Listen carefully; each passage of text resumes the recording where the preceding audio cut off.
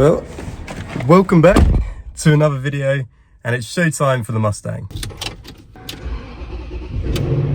And that's because I spent 14 hours on the road yesterday going to Newcastle and back. Bought a new trailer, which is just for a separate matter. That was the prime purpose, but on the way back down, I've collected a bunch of parts for the Mustang. So I'm gonna get down to the warehouse and I'll show you what I've got. And well, we're now back at the warehouse. And yeah, this car needs some work. Obviously, I said I was gonna do a driving video just to kind of show you what it's like. But I figured I might as well do that once the car's done and you can kind of enjoy it for really what it is. And now the mechanical issue though that I was talking about, it's not really mechanical, it's more about the ride. On the back, I'm pretty sure when I sit in this, it rubs on the wheel arches. I think the old suspension is just knackered. We need new ones. And so, cue some new leaf springs. We got some new shackles as well. And we even have some new shocks. So we're gonna get these installed today. And then we've also got some molds for the back of the car, you know, to sit over that bonnet, just to make it look how it should. You see we've got the bolts as well. Yeah. We've basically got it all here, but of course the car's facing the wrong way. We want it that way really. It'll be a lot easier to work on it this way around. So get them swapped. I thought I'd leave this bit in and enjoy a bit of that V8 noise. Having connected up the battery, this car was ready to start up on the button. I just love it.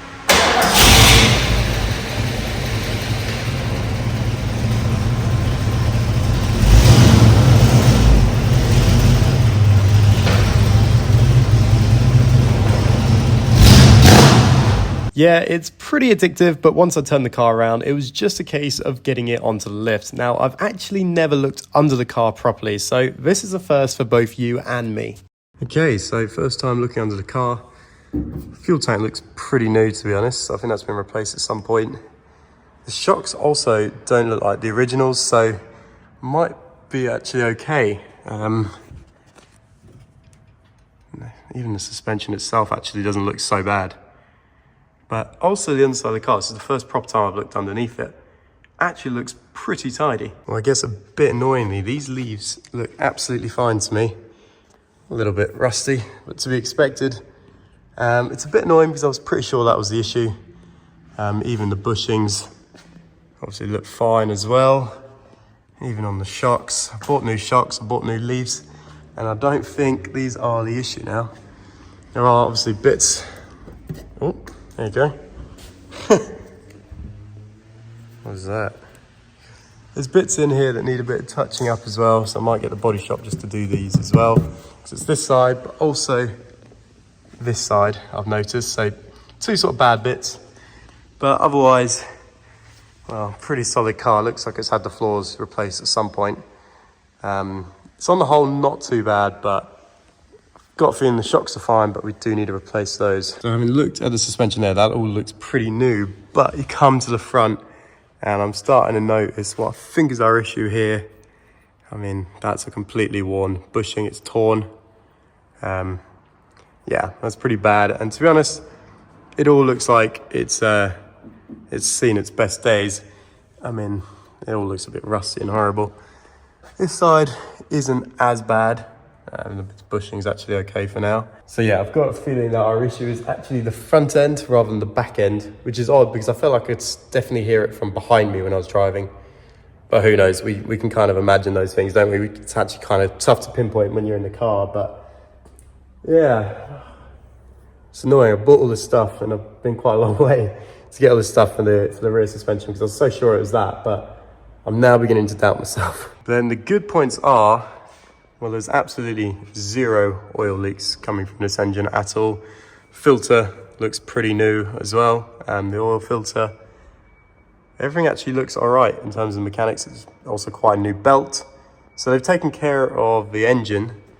Obviously, I had this shipped over from Georgia, so it's relatively solid, but I doubt it's been in Georgia all its life, so there will be some bits of rust. But I think for a 56-year-old car, this is going to be better than most, to be honest. I think little things like, so lower control arm, if we were to replace that with brand new ones or replace the suspension on the front end, I think we'd be looking pretty good, but this obviously looks quite dated now. I could lanyard guard it and it'll look a lot better, but the fact that this is gone, I just think it's probably worth just actually replacing. There's definitely some odd things I'm noticing. For instance, the bolt here, it's been done a different way. So again, I think this has been replaced, but more importantly, there's no nut on the end of this bolt, which, yeah, I mean, easy enough to fix, but just odd that that's not been done. And also it's just at a bit of an angle. I think you can kind of pick that up on the camera. Again, not really sure what that's about. And yeah, I don't know how I missed this out initially, but look at the age of these springs. They've got to be knackered. Yeah, I think that's going to be our issue, isn't it? Front end suspension rather than rear end. Which is really annoying because, as I said, I've just been up to like Cambridge area to collect those parts for the rear. Maybe I should have checked first, but I don't know, I was just so sure it was the rear because it sounded like it's from behind me. But I guess what I'm gonna have to do is I'll reach out to the guy, see if he can do a swap, if I can return those and get some front end stuff. Hopefully it should be okay. He was only collected it yesterday. I've not even unpacked it, but we'll see. So I'll get all that sorted, but for now, it's time to sort out this top end here, and then we can actually start doing bits of the interior, and we can see if we can get onto those locks as well. And well, we have an issue with this as well, which is a bit annoying. As you can see, if I lined it up on the ends, well, they don't fit properly. And I've checked my order invoice. I definitely ordered the Fastback ones because they obviously do have the coupe models, which has a different molding. And I think I've been given the wrong one. I mean, the end bits fit absolutely fine. So I've got a feeling he's given us the moldings by accident of the coupe model. So annoyingly can't fit that, which is just another thing. So I can't do the suspension because it's fine, need the front suspension. And then we've been given the wrong moldings here. Brilliant. So really frustrating actually. Not gonna do as much as I wanted, but we do have the locks here that I can get on with. And also, as you remember, this window is rattling. So I guess we'll get on with that now. Well, I've got the old handle off again. These are just some dirt marks that will go, don't worry. But as you can see, if it will let me focus, there's a screw that's been broken in there. And this is basically how the car came to me. And this handle was just sitting in the passenger footwell. So yeah, I basically glued it on as a time thing. Although weirdly, I can't see the glue. So I don't know how I did that. But on the whole now, I think we can start stripping it down. These are all on clips. I mean, I've undone one clip in the past when I was sort of a bit forceful with it. So I'm gonna use my trim tool and just see if we can pry these clips off. And then once that's done, we should then be able to take this cover off, and that should expose everything underneath it that we need. So like I said, this is just on clips, so actually quite easy to remove, and the handle was just held in with a couple of size 10 bolt heads. With those out of the way, I tried to loosen the bolts securing the glass to see if I could readjust the position of it, hoping that this might help. It's better, but it's still not great. So it should sound like this. You can see, you can't hear anything. It's almost like there's some like rubber protection or something. But there's a little bit of jiggle, but it doesn't make a massive racket when it does it. See the fitting, obviously these old cars, they don't fit perfectly well like they do on the modern ones, but the fact that it just doesn't make such a racket, whereas if I come around here again, and look, see all that? It's definitely coming from the bottom end. I mean, you can see the movement here. It just doesn't seem to fit right. I don't know if it's in the actual sort of molds down the side, it's just worn out. Actually, I think that's exactly what it is, isn't it? Ah, guys, we've cracked it. Yeah, if I go down here in the night, zoom in, look at this mold, it's all worn out. Look at all this. That's all the space, and as you can see, it's moving there. I bet now if I go around the other side. Yeah, sure enough. The molds are still okay on that, enough so they're not rubbing the window. All right, we'll scratch that actually. We now know the actual issue. So I've been speaking to Peter Cavallo, who, if anyone owns a Mustang, they know very well that he's the man to go to in the UK. And yeah, I'll show you what we're missing.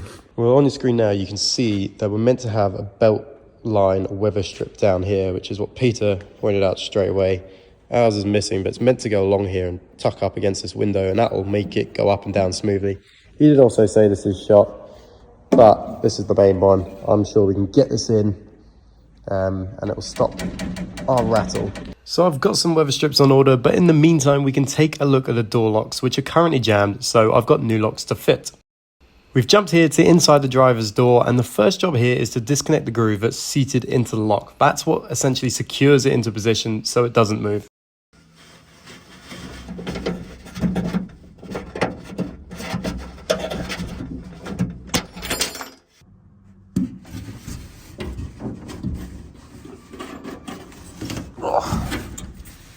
There we go, one clip. As you can see, the lock is now hanging out the door, but before we can remove it, we have to first disconnect the long rod that's attached to it. Okay, well, I've got the old lock out, which was a bit of a faff.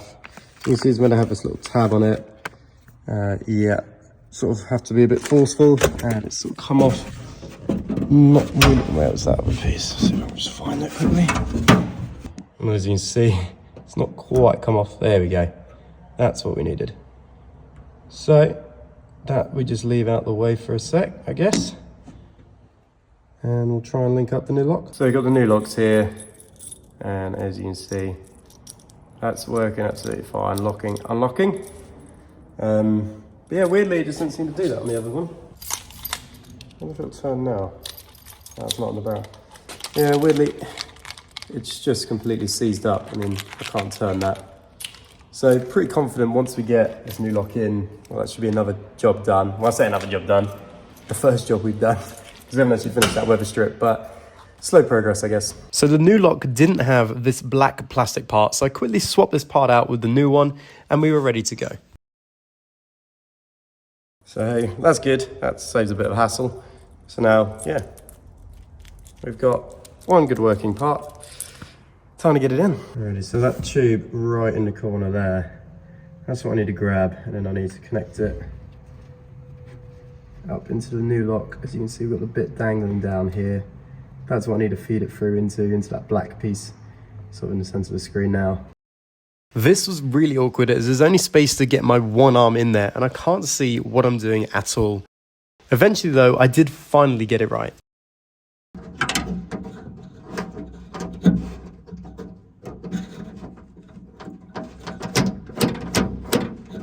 I think I've got it. Time for the big test. In fact, I hadn't quite got it, as once the rod is in position, you need to clip it into this clip to stop it from popping back out again. So I refit the rod and clipped it in, and we were ready to go again. Moment of truth again. Can we get it down and up? There we go, now we got it. Oh, that's good. One side done, so just got to fit that door latch back on again, which actually looking at it might be a bit harder than the door lock. Then I'll refit all this end back up, put the clips back on for the main piece here. And obviously we've got the handle, the door handle, the window adjuster, the door handle, and sort of the armrest that was here as well. But that shouldn't take a moment, to be honest. I think what's going to take some time is me accidentally pulling out the wrong rod and accidentally taking off the door latch. Yeah, clumsy me, I guess. So time to put it together, cue the time lapse.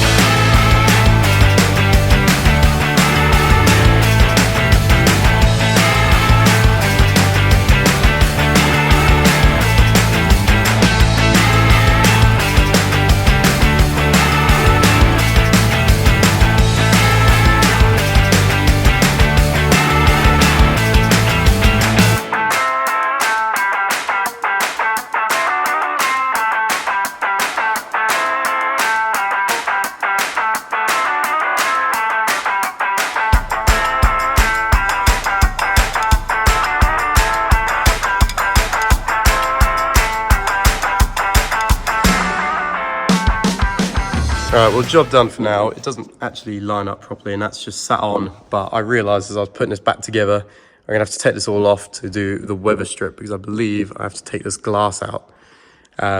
So yeah, I kind of just put it back together, just kind of look aesthetically pleasing for now.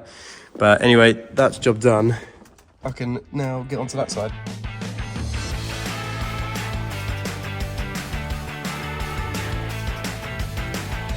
Having done the driver's side already, this was a lot faster and everything was going way too smoothly. Time for an issue. And well, spot the difference from last time. This door doesn't have the rod for the door lock. So yeah, that's pretty annoying actually that we can't do this side, but like I say, I'm going to Mustang Maniac on Monday. So I'm gonna get the trim for the boot, gonna get the front suspension parts, and then also we're gonna get the door lock rod for this. So promises to be a good one next week, but for now, I'm just waiting for my Range Rover to come back from having some work done. But once that's done, I want to get this up to the body shop because they haven't responded to my message yet, and I just want to get a quote to get the work done. But of course, whilst I'm on the way to the body shop, I can set up the GoPro on the windscreen and I can show you what I mean about that noise, because yeah, it'll be interesting to gather your thoughts, whether you think it's suspension or maybe something completely different. It's when, well, I'll explain in the car. Okay, well, welcome to the inside of the Fastback.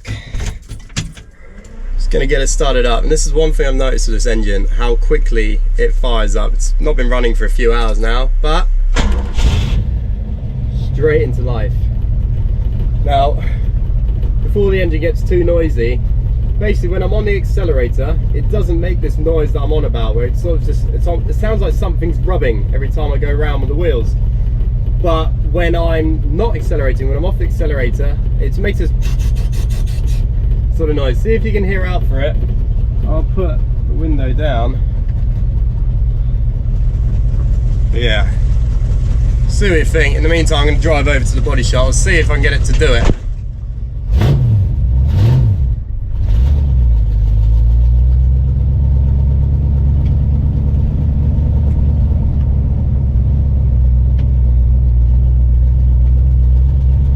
Alrighty, so like I say, when I'm accelerating, it's fine.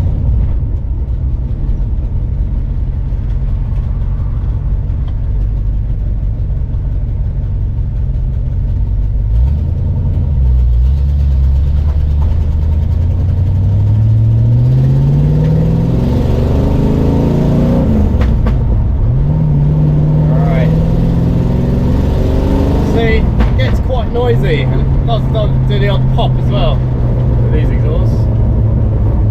But as you can see, when I'm off the accelerator,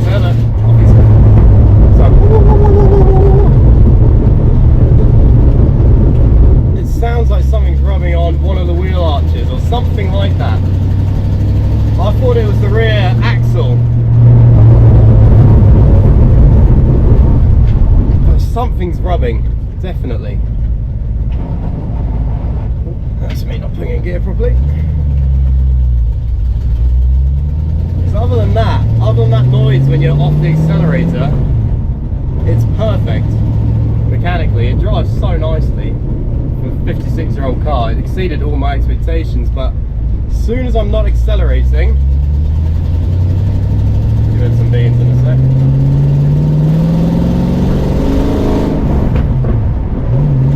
Now I'll leg off the accelerator.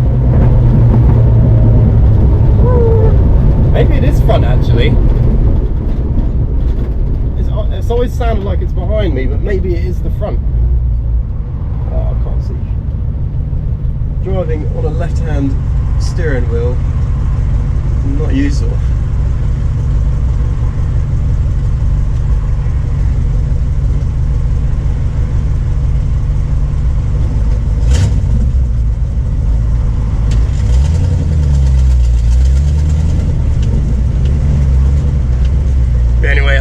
Just thought I'd demonstrate that. I'm going to go to the body shop now, and then we'll touch back when I get back. Hopefully I'll have a quote, but then yeah, you've obviously noticed I've probably been not uploading as often. I'll kind of run you through that as well. So yeah, catch you back at the warehouse. Alright, well, back from the body shop, and unfortunately they're pretty inundated with work. They just can't really take on work like this at the moment, which is a bit of a shame because he's a really nice guy. I would love to have used him, but pose the question of what we're going to do, whether I send this to a body shop or sort of ring around, try to find other ones, or do I potentially even try and tackle something myself, but we know how I went with the Cosworth. So I'm kind of reluctant to do that. Some of you might well have noticed that over the past few weeks, the amount I'm uploading has gone down a lot. Now, there's a few reasons for that, but there's a lot of stuff going on behind the scenes, particularly with this warehouse, which I'm actually trying to let out at the minute, or basically find a new tenant for this place, because realistically I thought all this stuff that I've got here, the lifts and everything, I don't actually need them. A lot of this work I could do on jack stands and just have a driveway and be based at home. So there's all that sort of stuff going on. I'm trying to find, well, I found a new tenant now. It's all subject to contract, but then I need to find myself a property to move into that's going to have a driveway or garage that's suitable. So there's lots of things going on in the background, but hopefully within the next 4 to 6 weeks, the stars are going to align and we're going to have a new place and we're going to get really busy, because I've also still yet to sell the DB11. That's failed twice. So it's sold twice, and then both times the buyer's not been able to afford it. One had failed finance, and the other thought he was going to sell his car but couldn't, so couldn't afford it. So yeah, still got the DB11 actually. Still got the Range Rover, which is ready to go. That's a beautiful car. So, well, I can show you quickly. 64 Edge Range Rover autobiography spec. Just sort of waiting for that to sell really. It can be a bit of a time game with these things. I think it's priced quite competitively now. It's probably one of the cheaper ones on the market. So that's going as well, waiting for that. And then hopefully we'll get this one listed soon. But obviously once one of these cars sells, I can then buy another. And I'm liking the idea of getting myself a Porsche. And I'm thinking Porsche because things like Ferraris and Astons, they're very hard to get structural parts, whereas a Porsche, considerably easier. So I'm going to be giving myself, I think, less of a headache by redoing a Porsche next. And to be honest, I've never owned one. I want to know what the fuss is about. So many people drive Porsche for the first time and then become Porsche fans. So obviously this one will get done, this Ferrari. Haven't been able to move it for a while because the battery just decided to go kaput on me. Voltage just drops up and down. Can't go past the immobilizer. But a new battery is now arrived for that. So hopefully we'll get that installed early next week and then off to the body shop. But of course, I get that this episode is a bit more rambly. I've not really done a great deal. We've had a look underneath. We've sort of sourced what we need to do. And obviously I'll get all these parts when I go to Mustang Maniac on Monday. But yeah, I'm really sorry it's not as content driven. Hopefully you can understand there's other stuff. There's other stuff in my personal life going on as well.